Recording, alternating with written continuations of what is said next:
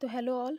आज से मैं अपने चैनल पे कुछ पोएम्स और स्टोरीज का हिंदी ट्रांसलेट करके उसको हिंदी में मतलब इंग्लिश के जो स्टोरीज हैं पोएम्स हैं फेमस उनको हिंदी में समझाने का प्रयास करूँगी। तो उसी से रिलेटेड ये मेरा पहला वीडियो है। ये स्टोरी है अ लेटर टू गॉड। तो शुरू करते हैं। तो बिफोर यू रीड में है कि मतलब चैप्टर के बारे में आपको बताया गया है कि दे से faith can move mountains, but what should we put our faith in? This is the question this story delicately poses. लोग मतलब दे सेड लोग कहते हैं फेथ कैन मूव माउंटेन्स, विश्वास जो है वो पर्वतों को भी हिला सकता है। But what should we put our faith in, लेकिन हमें विश्वास किस में रखना चाहिए? This is the question this story delicately poses. यह प्रश्न है जिसे यह कहानी उठाती है बहुत ही डेलिकेटली यानी चतुराई से। Lencho is a farmer who writes a letter to God when his crops are ruined। Lencho एक किसान है जो भगवान के पास पत्र लिखता है जब उसकी फसलें बर्बाद हो जाती हैं, और आस्किंग फॉर 100 पेसोस मतलब 100 पेसोस की डिमांड रखते हुए, मांग करते हुए। Does Lencho's letter reach God, क्या लेंचो का लेटर भगवान तक पहुंचता है? Does God send him the money, क्या भगवान उसे पैसे भेजते हैं?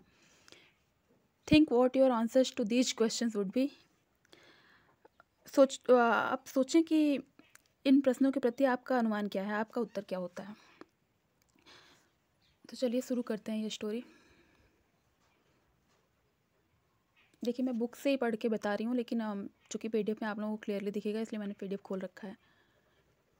चलिए शुरू करते हैं। The house the only one in the entire valley set on the crest of a low hill. घर, वो घर या घर, अकेला, इकलौता घर जो पूरी घाटी में अकेला था। द हाउस घर, the only one in the entire valley, entire valley मतलब पूरी घाटी में, वैली मतलब घाटी, ओनली वन मतलब अकेला था। Set on the crest of a low hill, एक नीची पहाड़ी की चोटी पर स्थित था।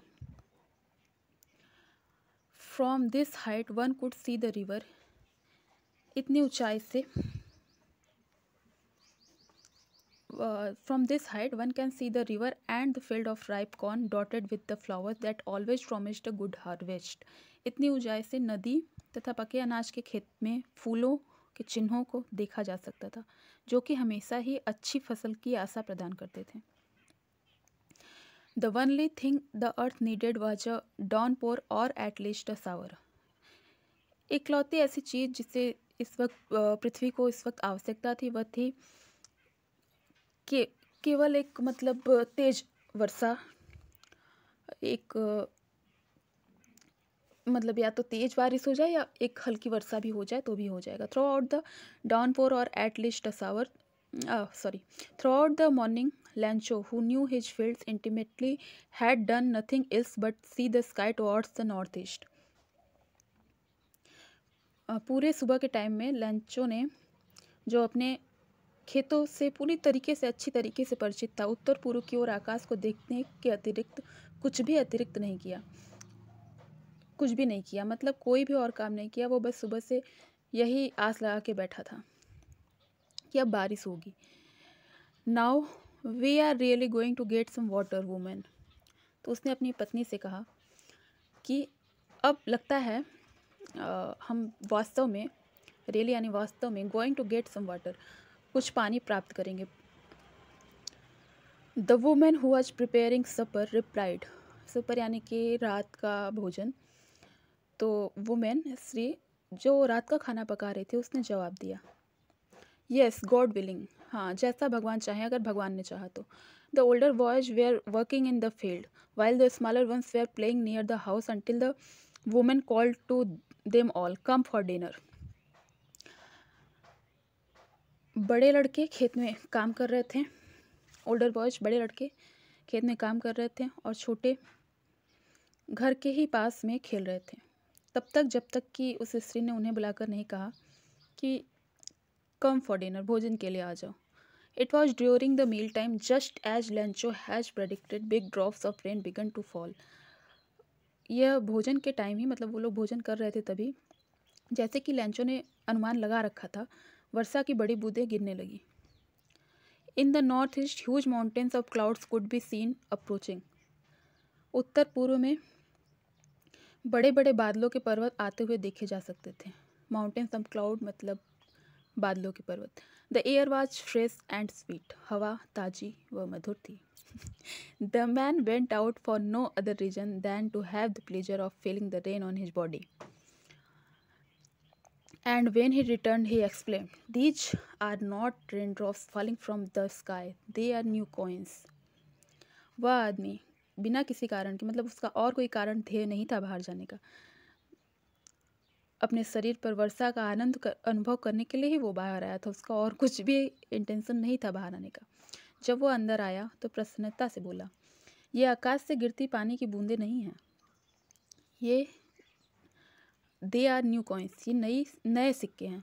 The big drops are 10 cent pieces and the little ones are 5। बड़ी बूंदें 10 सेंट के सिक्के हैं और छोटी 5 सेंट के।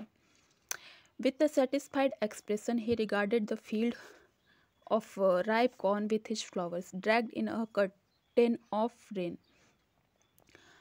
संतुष्ट अभिव्यक्ति के साथ, विथ अ सेटिस्फाइड एक्सप्रेशन, संतुष्ट अभिव्यक्ति के साथ, ही regarded the field of ripe corn with the flowers, उसने फूलों वाले पके अनाजों के खेतों को वर्षा की चादर में लिपटे देखा। Draped in a curtain of rain मतलब वर्षा की चादर में। But suddenly a strong wind began to blow and along with the rain very large hailstone began to fall. परंतु अचानक तेज हवा चलने लगी तथा वर्षा के साथ काफ़ी बड़े बड़े ओले गिरने लगे। These truly did resemble new silver coins. The boys, exposing themselves to the rain, ran out to collect the frozen pearls. ये हकीकत में न्यू सिल्वर कॉइन्स, नई चांदी के सिक्कों की तरह लग रहे थे। बच्चे बाहर जाके जो कलेक्ट द फ्रोजन पर्ल्स मतलब जमे हुए मोतियों को इकट्ठा करने में लग गए। It's really getting bad now, exclaimed the man. आदमी ने चिंता से कहा, अब हकीकत में बुरा मौसम हो रहा है। I hope it passes quickly, उम्मीद करता हूँ कि यह जल्द ही ख़त्म हो जाए। It did not pass quickly, ये लेकिन ये मतलब लेकिन तो नहीं लिखा है, लेकिन it did not pass quickly, ये जल्द ही ख़त्म नहीं हुआ। For an hour the hail rained on the house, the garden, the hillside, the cornfield, on the whole valley. The field was white as it covered with salt. 1 घंटे तक घर पर